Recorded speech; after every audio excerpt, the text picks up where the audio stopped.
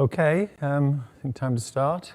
Well, thank you for coming. My name is Andrew Dinn, and I work in the Java team in Red Hat, working on the core Java virtual machine, on the compiler and the runtime.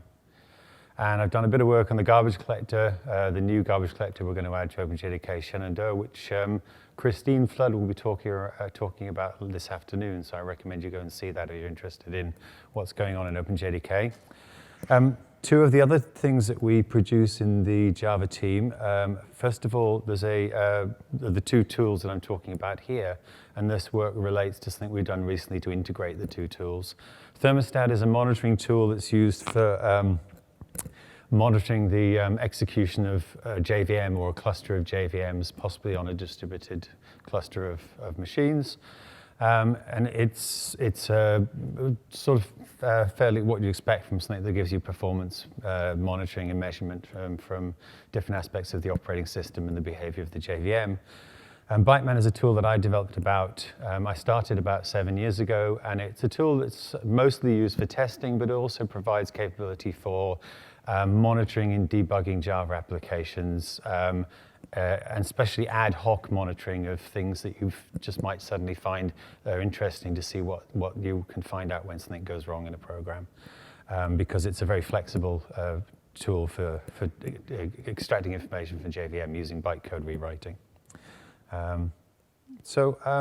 What I'm going to do in the talk is I'm going to, first of all, introduce Thermostat. I'm going to keep the talk to the actual slides and talk from slides to a minimum. I'll mostly show you stuff by demonstrating it. So the vast majority of the talk is going to be actually running software and showing you things in action. But I'll have to talk a bit to explain some of the concepts. So I'll introduce Thermostat and then give you a demo of it using a sample program which is based upon a customer case that'll be used as a running working example through the talk. This case was a problem where we wanted to investigate something a customer reported with rather odd response times for a web application. And I've written a little program that simulates that sort of behavior.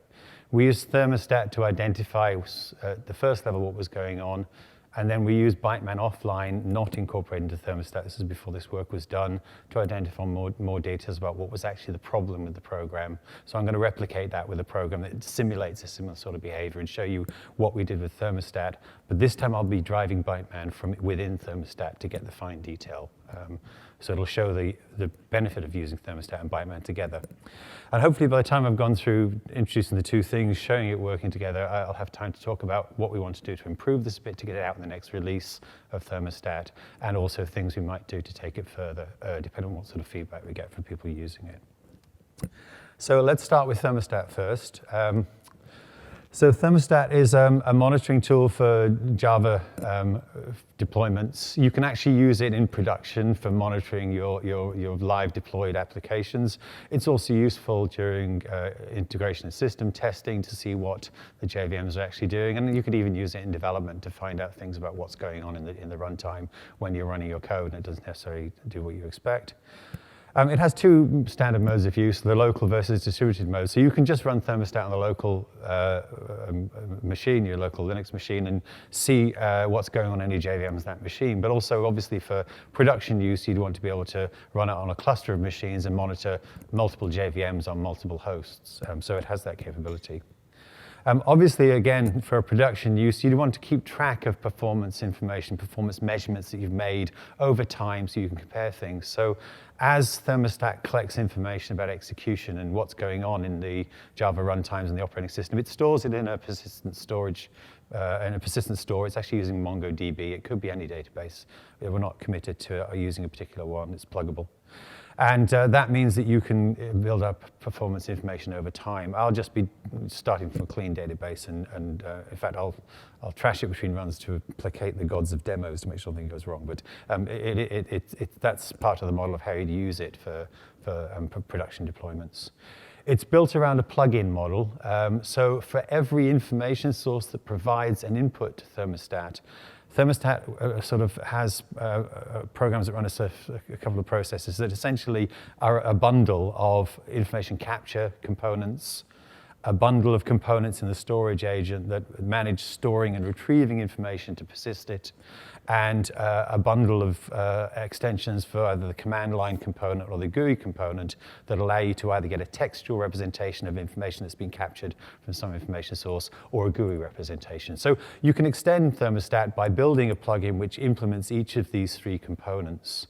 Now, a lot of the obvious things you'd measure in the operating system or the JVM, like processor usage, memory, garbage collector stuff, and so on. There are plugins for each of those that Thermostat bundles by default, but it is an extensible monitoring tool. That's part of the design.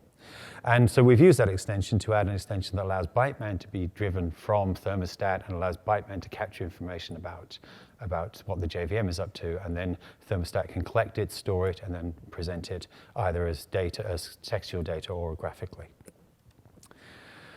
So just to finish off, what exactly can you see in Thermostat? Well, I'll show you. That's the best way. But it collects information at 3 different levels at the moment. There are obviously various OS APIs you can use to find out about what's going on the local Linux host or on some networked host. So you look in /proc and you can see things about CPU usage, memory, and so on. You can find out about specific processes, and if they're Java processes, you can then move up to the next level and use the APIs that are available at the JVM level. Obviously, you can find some things about what a particular Java virtual machine is doing from the operating system when you know what the process is by looking at /proc. But mostly, there are actually things built into the Java virtual machine that you can use as an information source. And the tools that already use that information source are programs that you'll find in your Java bin directory, like JPS, JInfo, JHat. So you can see the heap and what's in the heap, get a heap dump. You can see what the garbage collector's up to. You can look at thread views and see the state of different threads and so on. So Thermostat uses those and captures that and presents those in various displays. And it's also capable of using JMX. Now, JMX is interesting because it's an application level or middleware level information resource. If you've got an application that populates JMX data, then Thermostat can access that and present it back. So you've got the ability of seeing things at the application level, but only insofar as the program has been pre-built, or a middleware like transaction state has been pre-built to populate JMX with the relevant information, like the transactions engine can be run to keep track of failed transactions, committed transactions, and so on. So those are the 3 different information levels. What Byteman is doing is trying to make that more flexible and add more information sources dynamically. So what I'll do is I'll actually just switch out and show you Thermostat running now to give you an idea of what it actually looks like, since that's the best way to see what's going on. So I'm going to start 2 processes up. I'm going to start the back end, the web storage back end. So the Thermostat command takes a variety of options. And this is basically, oops, I better spell it right, web storage. This is starting the back end that's managing the persistent store and collecting information at various levels from different information sources. Now, when you start up, there's a configuration. Oh, actually, sorry.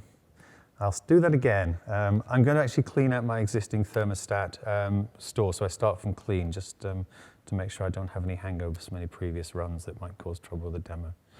When you start up, Thermostat has to populate the database and create a few user IDs, and there's a quick start for this, which I'm just going to use. This will create this is going to set up a MongoDB, create a username that can be used for client requests, a username that can be used for agents that are populating the database. So it just means I've got a basic Mongo database. You can actually go through a configuration process to put security measures and all the rest in, but I'm just using all the simple defaults. And this is just in local mode. There's obviously a configuration mechanism, again, for setting it up for distributed mode, which is more complicated, but I'm just using the basics here. I'll start the Thermostat GUI so we can actually see what it looks like in terms of driving it. So there's Thermostat GUI, starts the interface. And this is now talking to the storage engine and saying, well, are there any events coming in? And there will be events coming in from the operating system already, but not much else. So Thermostat gives you a view where you in local mode, you see the local host, and you see Java process running on that host. So my machine here, Sputstick, that's the name of my machine. If we click on that, we can see what's going on this machine. Shame about the size, it's a I couldn't adjust the sizes so it was visible, but it would fit in. So if I waggle the window around here, you can see the CPU meter there will go up and down. It's showing CPU usage on the machine. It's showing how much memory is in use. The processor tab, you can see there are 4 cores on this machine, and that big spike that you can see there was where I started up the GUI, and there was a spike of CPU activity. And the next one's probably where I was waggling the window around. And if you look at the memory view, I've got 16 gig of memory, fantastic, of which only 2.5 gig is in use, and so there's about 14.5 gig free. The green line's the used, the blue line's the stuff in use. You can see a bit more memory is being used up after I started up the GUI. So you can see the obvious things of what's going on the processor, on the hardware on this particular machine. This isn't a NUMA machine, but if it was a NUMA architecture, you could look at NUMA information and find information about what's being allocated where. So it's giving you sort of all the obvious things at the machine level. Now let me just switch and I'll start up the actual demo program.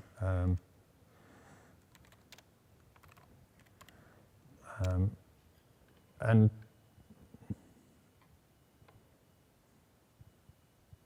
here we go. I'll just switch back to the slides template and explain to you something about the actual code and the demonstration, because this is going to be a thing that runs through.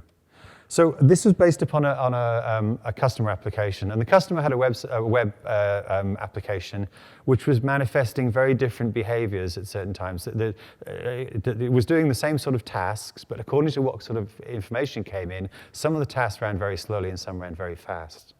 And we used Thermostat to identify something about how long the different tasks were taking. You could see in the thread view that certain operations were happening. You could see that some operations were taking longer than others. But we couldn't really see in any detail what was going on and understand how that related to the way the application was programmed. And in particular, this task was running running several operations in succession, and the variability seemed to be in repeated execution of the operations. And that was obviously something to do with what the parameters were going into those operations. But when we profiled, all we got was just an undifferentiated summary of what the average amount of time was executing under all those combined operations. And it wasn't clear from the profiling that actually more time was being spent in this thing than another. They just seemed to be allocating lots of stuff, using up CPU, and it wasn't very clear from profiling what was going on. But we knew that something was wrong in the way that the tasks were being executed. And in fact, we ended up having to use Byteman offline to find out more detail and pin down what was really going on. So in the demo, what I've created a class called task, which is a thread. And a task, this is a very reduced version of the code. Obviously, I can't show you the customer code. It has a work method, which is parameterized by just a workload, a simple number. This is just to sort of simulate the sort of behaviors we were seeing. And it has a wait task where it goes into a wait. And it essentially, the different tasks call the work method and the wait method in sequence in several times with different inputs. And that was simulating the sort of behavior we actually in the end found out. So this is sort of going to manifest the same sort of behavior. And the work task involves doing some intensive computation, which in this case is just a black box. It was actually something where it didn't really matter what parameters you gave. It just did much the same sort of things, but sometimes it took a long time, sometimes it didn't. And sometimes it used a lot of memory, sometimes it didn't. So it wasn't really clear what was going on. And the demo creates one of these tasks, gives it the name fast, which is used as a thread name. And for a fast task, it has an average loading of 40 as the input parameter. And it has a very thin spread, 39, 41, plus or minus 1 in the task loading. And to create a slow task, and this also replicates what we finally found in the application, you create something which does the same thing. It does a bit of work, does a wait for I/O, another bit of work. But in this case, we've got a much larger spread in the work loading. And it turns out from what we found out was that spread in the work loading actually caused a great disparity in the execution time. But this wasn't obvious at first. And it wasn't really obvious even when Thermostat had told us roughly where it was going on, why it was happening, and what values were driving this thing. So then we used Byteman to find out more detail about what was actually happening. So I'll sort of show you a simulation of what happened when we actually did that. So let's just go back to running the actual task. If I run the demo here, I click on fast, all it does is it runs, and then it does those calls, executes 3 jobs, does 3 I/O waits, and then says how many seconds it takes. So the fast task takes 7 seconds. So if we go to the demo JVM's appeared, Thermostat's recognized as a JVM there. If we click on it, we can see something about what's going on. So let's look at CPU. And we can see there was a little CPU spike when we started the thing up. There's a CPU spike where we've done the fast task. And it's taken about 7 seconds. You can see it running for a while. So thermostat is already telling us something about how long it takes. If we go back and run a slow task, we'll see that the slow task will actually take a lot longer. And in fact, while it's running that, let's look at GC. There were a couple of GCs happened. In the bottom of this display for the garbage collector, we're seeing young generation collections. That's how objects which are allocated and die quickly. And so there's a lot more garbage collection going on this bit here where the longer task, the slow task is running. So it's allocating more memory and having to reclaim. But there's not been any garbage collection of the old generation. So it seems most of the objects are being allocated and then dying. And in fact, if we look at the garbage collection in process, we look at the memory utilization, it's probably just going to stop. Let me just run again. Yeah, it took 23 seconds for a slow task. So let's run it again, run the fast task again. The different memory areas, the Eden space here, this is the memory area where new objects are allocated. Anything that survives beyond the point where you run out of memory gets copied into one of these two survivor spaces, and things ping-pong back and forwards between those. And if they last long enough, they eventually go up into the old space here. And we can see there's hardly anything in the old space. And in fact, what will be in there is not the stuff that's running the actual task. It'll be the windows and all the stuff for the swing components that will have been kept all the way through the run. All the other data is transient data. You can see the Eden space going up and down as objects are allocated, and then it's cleared. Things move into the survivor space 0 and then ping back into survivor space 1 and so on. There's only a tiny amount of information that's been put up into the old space at this point here. And that's basically the windows being promoted and then left. And nothing else has gone to the old space. What has happened is that we've used up some of the permanent generation area. Now that's the area where Java objects that the virtual machine maintains, like classes, compiled methods, and so on, are stored. So as we've been running, we've been loading classes, and we've also been compiling methods, and they're going into the permanent space. If you look at the compiler tab, you can see we've had 53 methods that have been compiled. This is compiled by the JIT compiler, turned to machine code. The last one was Sun Toolkit AWT Unlock. That was the last class they got compiled. So you can see that the virtual machine is doing stuff. We haven't really found out much about what the actual application is doing, though. So I'll switch to the threads view first. Now this is interesting. At the very, just going off the end of the graph, the bottom part below the blue part is the number of daemon threads. And the part just above there is the blue part is a number of non-daemon threads, just actual Java threads. So there's quite a few threads in a JVM even before you start. And at this point here, when we operate on the swing, clicked on the swing tab, the swing background thread started running, and also the fast task was started running. Remember, we created a task, which is a thread, and ran it.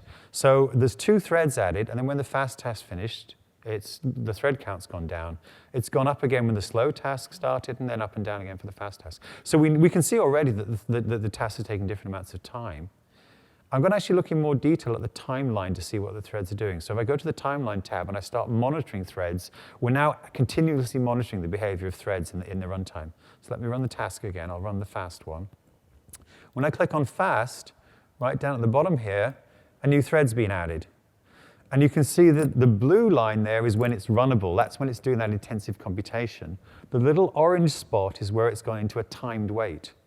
And these red ones up here are in an untimed wait. They're waiting on an event. But this is like an I/O wait, which has a timeout on it. And then we've had another bit of work, another timeout, another bit of work, and a final timed wait. And then it's finished. So you can already see from the graph there that there's an unevenness in the time taken for each of those tasks. And if I run the slow task, we'll see that there's a new thread again, should get created down here. There's a much greater unevenness. The first call, where we get that parameter of 35 put in, the time is absolutely tiny. Then there's a sort of roughly comparable time where we've got 40 as the parameter. And with 45, the amount of time before it finishes and gets the I/O wait is really enormous. Now, at this point, we had no idea. We didn't know that it was the different input parameters that were being put in. But at this point, we had a suspicion that's what's going on. And we thought, well, maybe if it's doing a whole lot more work in one case, if we profile, we see a whole lot more calls to certain things, and that'll tell us something. So the next step was to say, well, let's get the profiler. So I'll look at the profiler tab, and I'll actually start profiling. This is going to go and take the code in the virtual machine and instrument it so it starts keeping track of execution times. And when I switch profiling off, we'll collect all the statistics and what get executed over the profile run. Now, I'm going to do this with the fast task because one of the consequences of instrumenting the code is it runs really, really slowly. If we go back to the thread tab, there's a new fast task created down the bottom here called fast.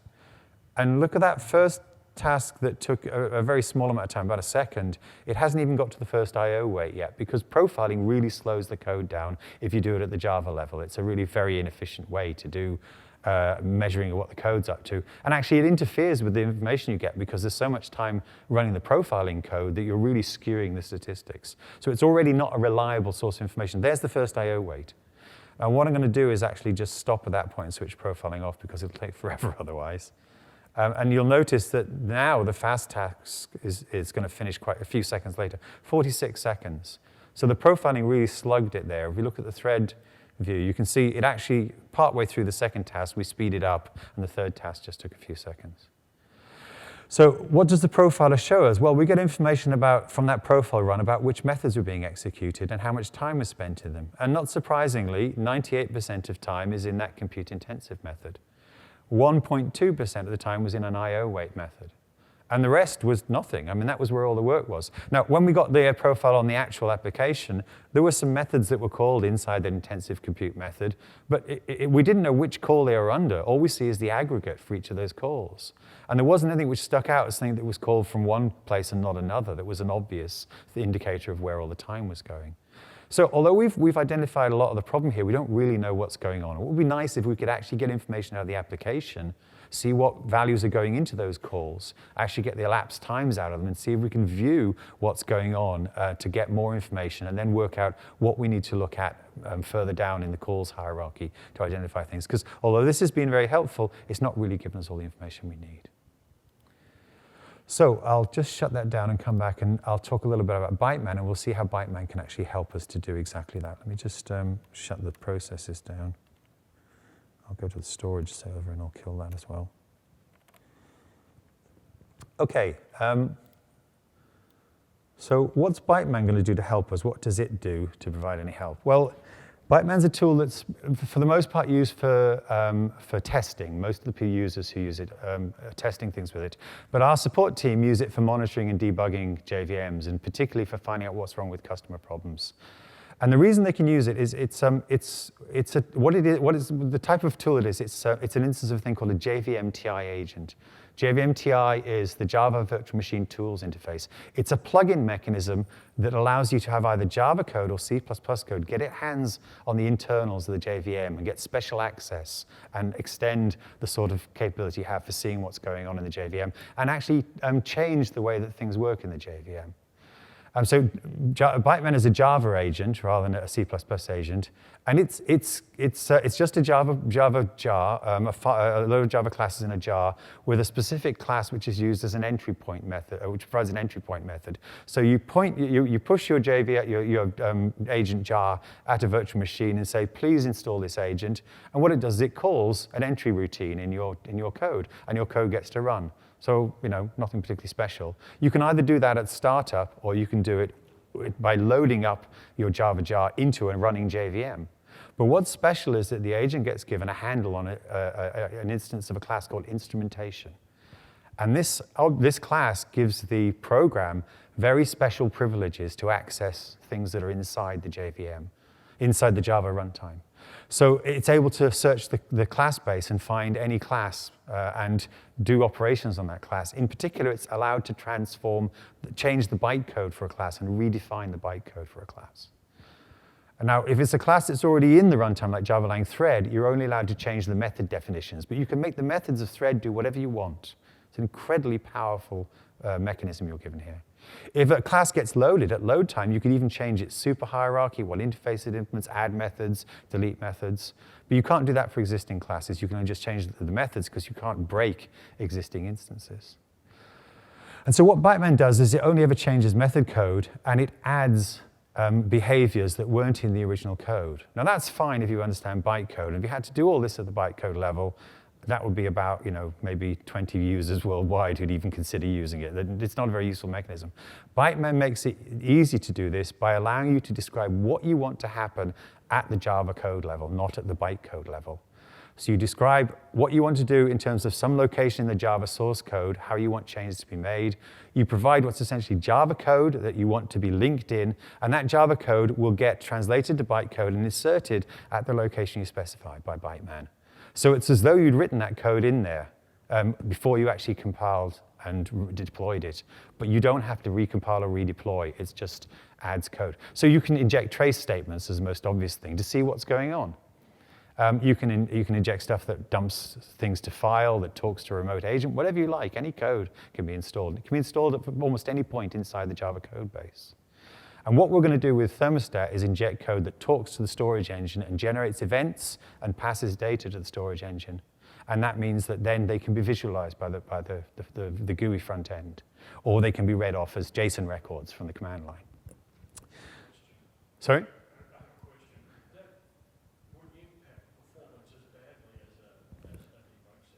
No. That's the great thing. Decompiling and recompiling a method, which is all that will happen if you change the bytecode, is actually pretty efficient. It just means the thing goes back to running interpreted and will eventually get JIT compiled again when it's run enough. So anything that's a hot method at your instrument, it will actually recompile very, very quickly and ramp back up to full optimization. It can slow it down. Yes, it can, yeah. And so what you instrument and what you do in that instrumentation, you have to be careful. The overheads can be significant. With Thermostat, we're basically generating a JSON record and stick it in a buffer, and they get flushed slowly through to the back end. So it's actually quite performant. Also, with the Byteman code, when you inject the code, it's by default, the code you inject is interpreted via a callout, but it can actually be translated to bytecode and then optimized through back into the method. So the injected code is susceptible to optimization, just as the original code is.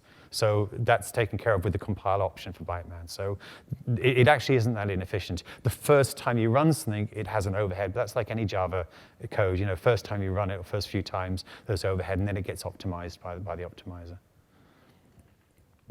So as I said, you can load this up into JVM even after it's running. You can load up changes, and then you can unload them and reload different changes. So you can use it in a sort of ad hoc fashion to drill down and find details of things as well. I'm going to show you an example of actually running things with Byteman, just a simple example. Here's hello world. It's actually a variant. It prints hello argument 0. So that ought to be fairly obvious code to everybody. The string array args has come in, and we're printing the first value. Now I'm going to change this so it doesn't print hello world. It does something instead. This is the sort of description format for a change for Byteman. It's actually a DSL that's specific to Byteman, but most of what's in here is about Java and is actually Java code. So the rule's called make it me. Every rule has to have a unique name because you upload it and you unload it by name. It's a rule. The next 3 clauses specify the location where you want the code to be injected. So we want class hello. We want to inject into method main, and this code we want to go in at the entry point. There's a lot of different locations you can use. We'll see a couple in the example that follow, but this is just right at the very start of main. This code is going to go in. Now, every rule has a condition, but it's just something which is a Java expression which will be evaluated in context. So by default, you just have a condition true if you want this to run every time. But you may not always want your side effects to take effect. So you can put any Java expression in the condition, which can be a Java expression that uses state from the local method context. It can refer to local variables, and it can decide whether or not you want to do this side effect or not. So an arbitrary Java expression with all the Boolean operators available and so on. And in the do clause, you have the actions. This is the Java code you want to be injected. Now, that first thing may not look like a Java method. Every rule has what's called a helper class associated with it. And this is a method of the default class called helper, which Byteman provides. And it's just a little canned method to make life easier for you. It's really an alias for system.out.println. So that's a method call, which will just print a message to the screen to system out.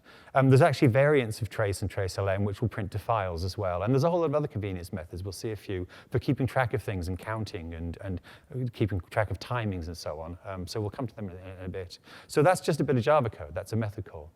The thing below it, that's a Java assignment. What's args? Well, args is a variable that's in scope in the method.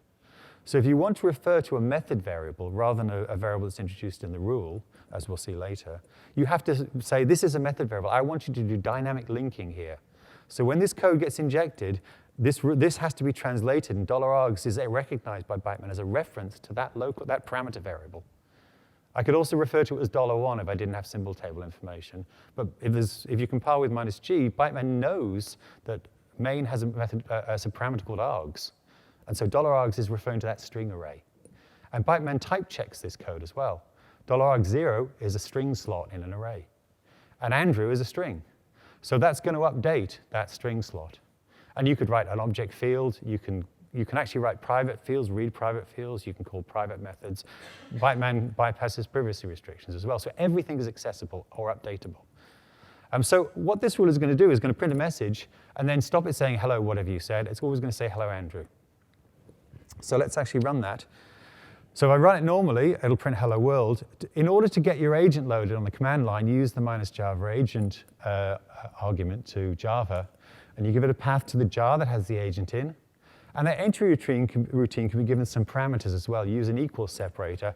I'm saying I've got a script called myrule.btm that's going to go be given to Byteman when it starts. So that means it knows it needs to look in that file we've just seen and load that rule and have it ready. And it will get started before hello is loaded.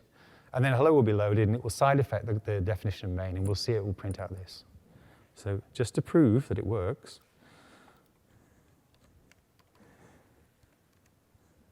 let's run Java hello. Oops. And we'll give it world, and it says hello world.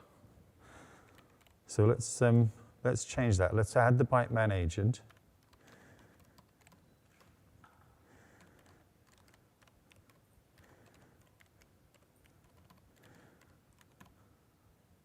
So that's telling it install the agent, but the agent also needs to be told about the rule, that it's got to have this rule available and ready to inject. So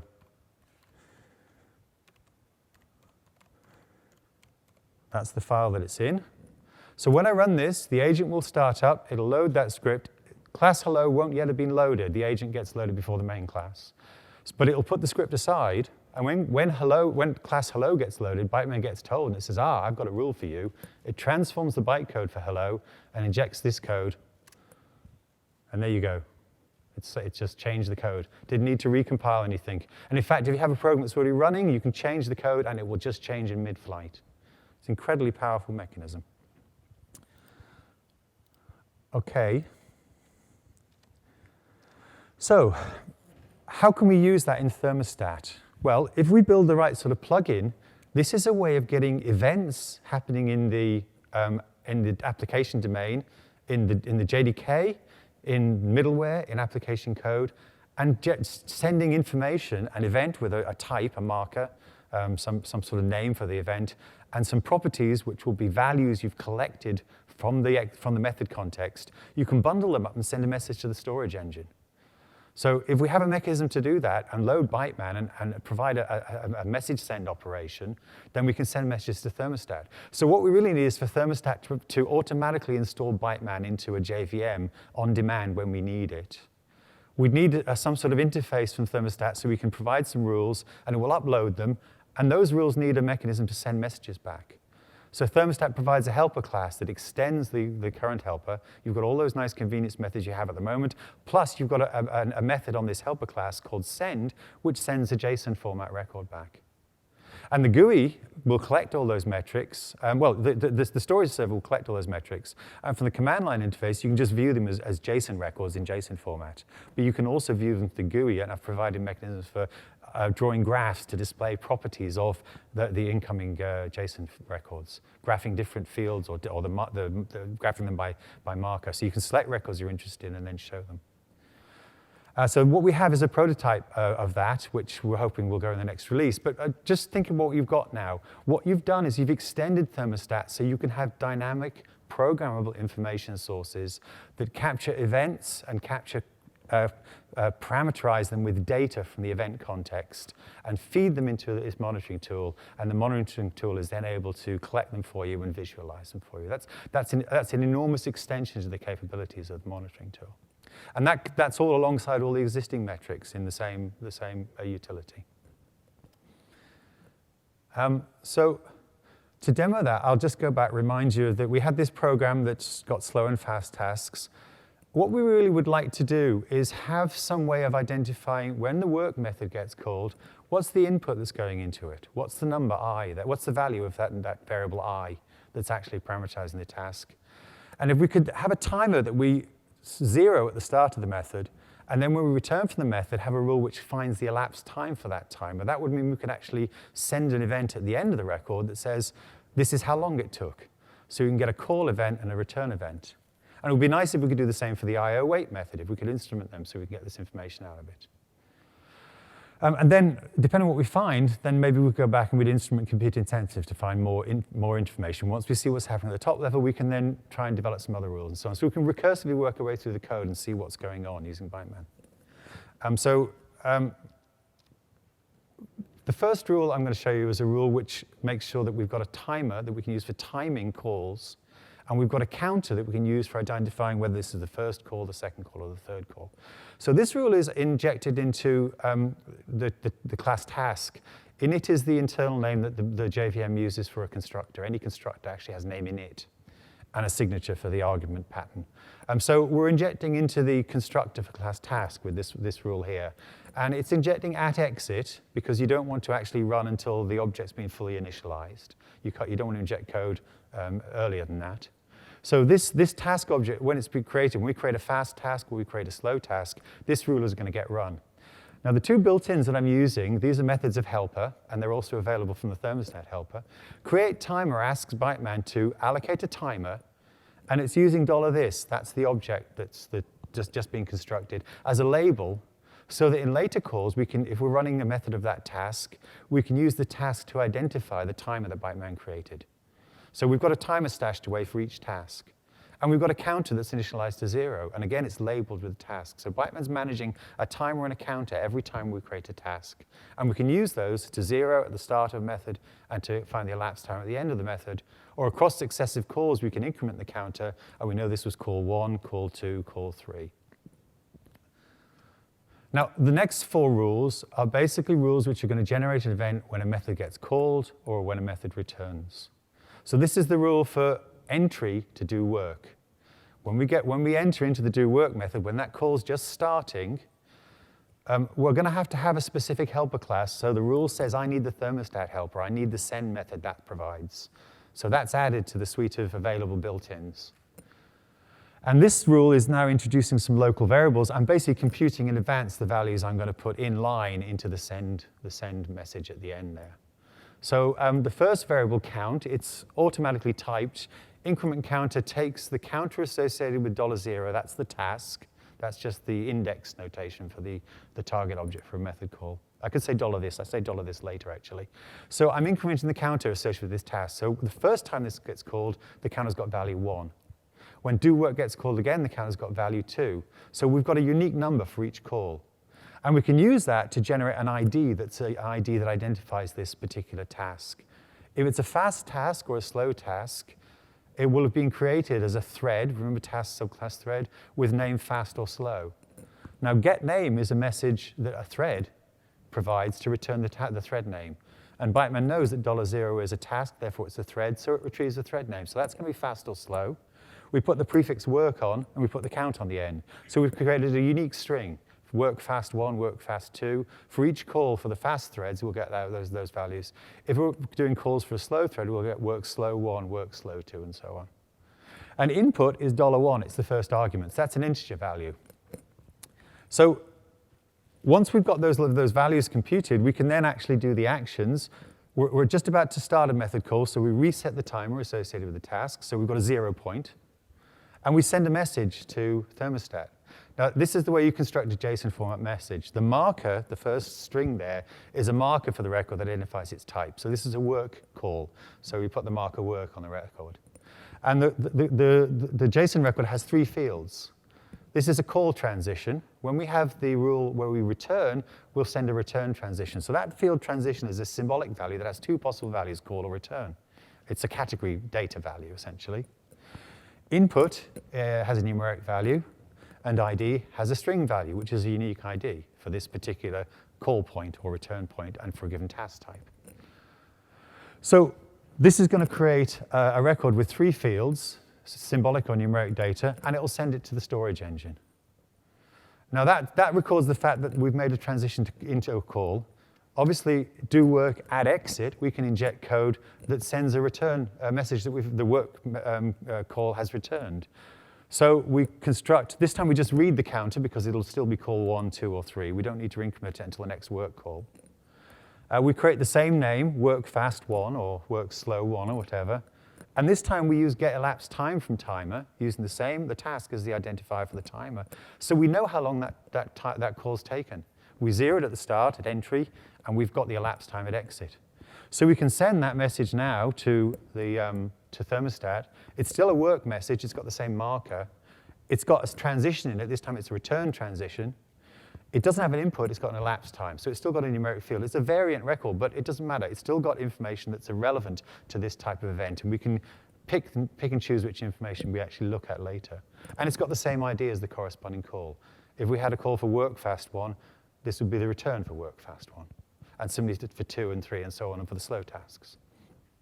So there's a similar sort of rule to send an event for when an IO8 message happens. There's no input in this call because the IO8 isn't parameterized. And there's another rule that's similar for when we get a return transition at the end of the wait call. You notice that I've got the unique ID has got a prefix wait, so the IDs actually are different for the call and returns for wait tasks as opposed to work tasks. And the marker for these records is wait as well, so these are different types of records. There are work records and wait records are the record types that are going through. Okay, so I'll just leave it at there. Let's actually now try using that and see how it looks when you actually get the access to that from the thermostat GUI. So I'll start the storage server again. I'm just going to run it from clean to make sure it doesn't have any glitches, this being a demo.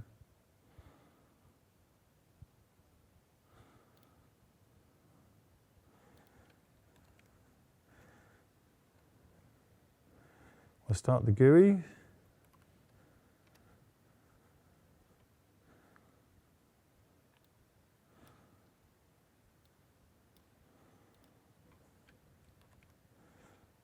And we'll start the demo program. Oops. Now, in this directory, I've got all the rules actually that I've just shown you in a file here, so I'm just going to cut and paste them into the thermostat interface.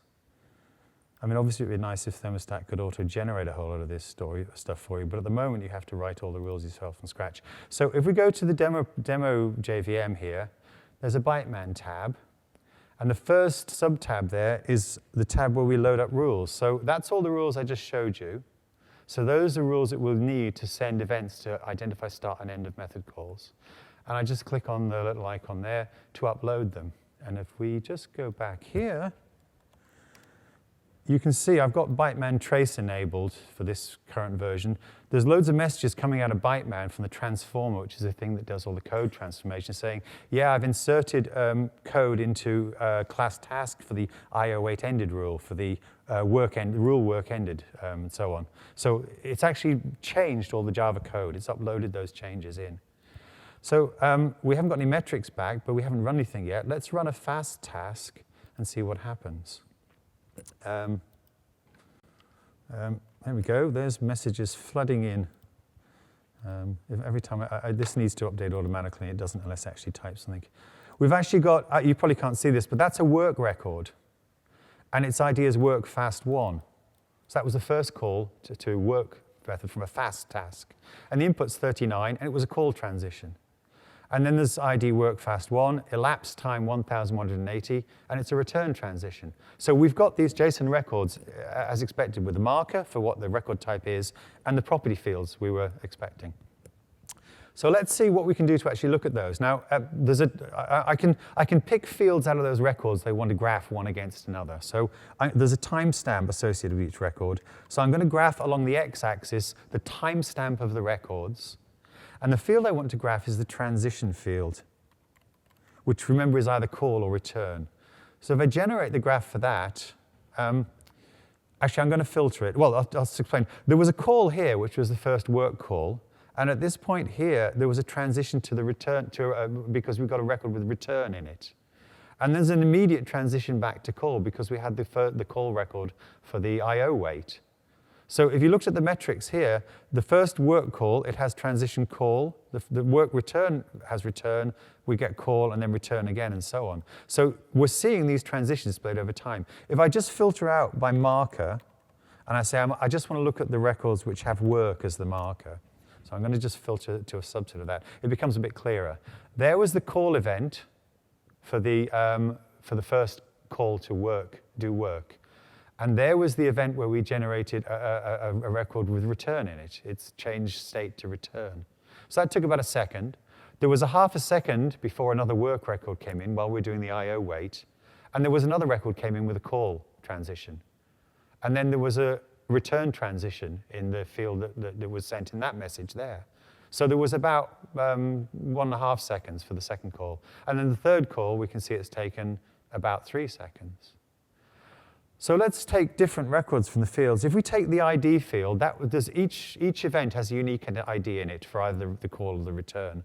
Let's graph ID against elapsed time. So some of these records have an elapsed time in them, and they've got an ID for saying which call it was that had that elapsed time. So let's graph those. I'm still filtering by marker equals work, so these are just the work records. So work fast 1, that ID, the time is about 1,200 milliseconds, 1.2 seconds. For the second record we generated, the time was about 2 seconds, just under 1.8. And the time here is about 3 seconds for the last one. So we've got the elapsed time, we can see it. And if we graph ID against input, which was the value that was in the field for the call records, we can actually see that the inputs are 39, 40, and 41. So we've got a linear range in the inputs, as in fact we know. But when you look at the elapsed time, we've got what's really a very non-linear graph in terms of elapsed time. You can see that it's really not growing linearly. It's very slowly growing non-linearly. If we rerun this and we run the slow task, I'll go back to the timestamp graph. And I'll run timestamp against transition. Oops, I need to spell it correctly, although it won't show it. So if we run the slow task now, we'll get some new metrics coming in. Already we've got wait slow 1, wait slow 2, work slow 1 and 2, and so on. So some of these metrics are coming in. Now the problem is we've got this big gap in the middle. It's showing all the range of values there. So what I think I'll do is I'll limit the time to the last, say, 150 seconds.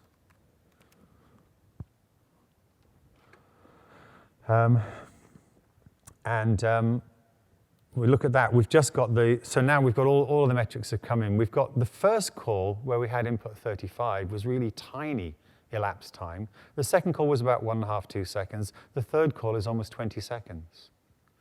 So again, if we go back and we look at, well, what I'll do is also run a fast task. We can compare the two against each other side by side. There's all the fast metrics coming in. We've got them all? No, there's one more. Right, so there's the timings for all the slow tasks, and here's the timings for all the fast tasks. So you can see that the spread of time is much greater, and the non-linearity is much greater. And in fact, if we switch to the ID and elapsed time view for those fields in the records, we can see that where we had a sort of slightly non-linear increase for the fast tasks, there's an incredibly, almost exponential, it's very obviously almost exponential growth in the elapsed time, whereas the difference in the inputs is that we've got a linear increase in the input, we've got a much wider spread. So the spread produces a really, really much greater non-linear growth. So obviously the next things we did then was develop rules to identify what was going inside that compute function and see why the inputs were driving things to go on. But we've already got to the point where we've got a good handle on what's actually happening and could really start to understand what the problem is with the code from what we've got already. And it was very quick just to load that up and then to see the information and to view it and find out things that were actually obvious in the way that the information was coming back. So this is something you could use for sort of heuristic debugging, performance analysis, really very easily to get information that you really wouldn't be able to get any other way because it's specific to the semantics of the application or of the middleware or of the JDK runtime code. Right, I think I've got a little bit of time left just to talk about a little bit about what we've got, and there's room for some questions. We would like to improve the GUI enormously, obviously. The filtering mechanism, just filtering by either marker or by filtering for some field with a specific value, is a way of selecting records, as is that time window I use to cut out the early records and just see the last records. Obviously, much more sophisticated selection of the things that you're interested in graphing would be useful. And similarly also, I was typing in properties that I wanted to use for the X and Y axes. We could have pop-ups for that. It could be just automated a lot better. Byteman actually Thermostat looks at the incoming data, and it knows if you've got a time value along one axis and a category value along the other axis, a symbolic value. It draws a transition graph. If it's numeric against time, it draws an XY a plot, and so on. So it draws bar charts if you have a category value on the x-axis and counts along the y-axis. It knows how to sum things and draw bar charts and so on. It would be nice if you configure the types of displays and also choose alternative ways of visualizing. So we really need to do a bit of work on that. The rule upload and also maybe some help in automatically generating the rules would be really nice to have. So that's a feature we're going to concentrate on, and making it easier to actually generate rules that say count timings, start and end timings.